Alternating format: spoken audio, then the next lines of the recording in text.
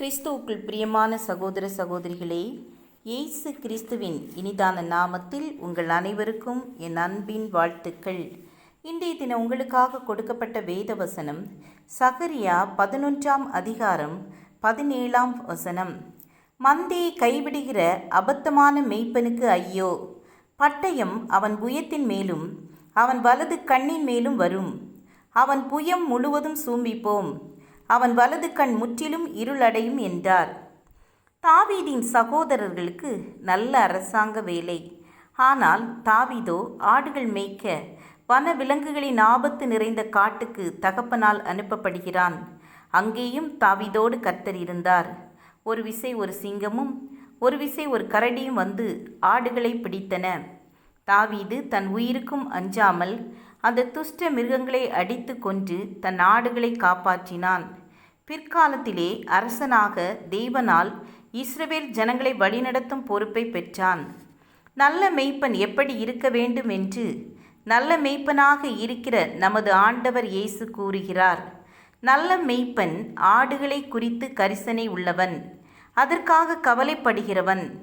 கூலியாள் கூலிக்காக வேலை செய்கிறபடியால் ஆடுகளுக்காக அவன் கவலைப்படுவதில்லை. நல்ல மேய்ப்பன் தன் ஆடுகளின் நிலையை நன்றாய் அறிந்திருக்கிறவன், தன் மந்தையின் மேல் கவனமாயிருக்கிறான். காணாமற் போன ஆட்டை கரிசனையோடு காடும் மலையும் முள்ளும் புதரும் உள்ள உடைந்தே தேடுகிறான். கண்டுபிடித்த பின்பு தன் மார்போடு அணைத்து கொள்கிறான். தன் சிநேகிதரோடு தன் சந்தோஷத்தை கொண்டாடுகிறான். எலும்பு முறிந்து போய் பாடுகளின் மத்தியில் கடந்து செல்லுகிற தன் ஆடுகளின் காயங்களை கட்டுகிறான். நசல் கொண்டு பலனற்றதாய் தைரியத்தை இழந்த தன் ஆடுகளை திடப்படுத்துகிறான்.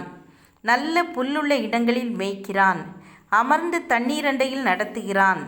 இயேசு கிறிஸ்து தன்னை 3 முறை மறுதலித்து தன் சுய தொழிலான மீன்பிடி தொழிலுக்கு பின்வாங்கி போன சீமோன் பேதுருவை தேடி வந்தார்.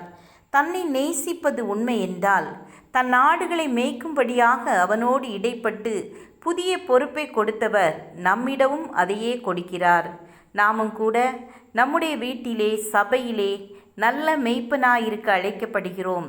நல்ல மேய்ப்பனுடைய அனைத்து குணங்களும் நம்மிடம் காணப்படும்படியாக நாம் ஜெபம் செய்வோம். அன்பின் பிதாவே, நல்ல மேய்ப்பனாக எங்களிடம் கொடுக்கப்பட்ட ஆடுகளை பராமரிக்க உதவி செய்யுங்க. நாங்களும் உமக்கென்று எங்களை ஒப்பு கொடுத்து நல்ல வழியிலே பிறரை நடத்தத்தக்கதான கிருபையின் வரங்களை எங்களுக்கு தாருங்க. இயேசுவின் நாமத்தில் பிதாவே, ஆமேன் ஆமேன். God bless you.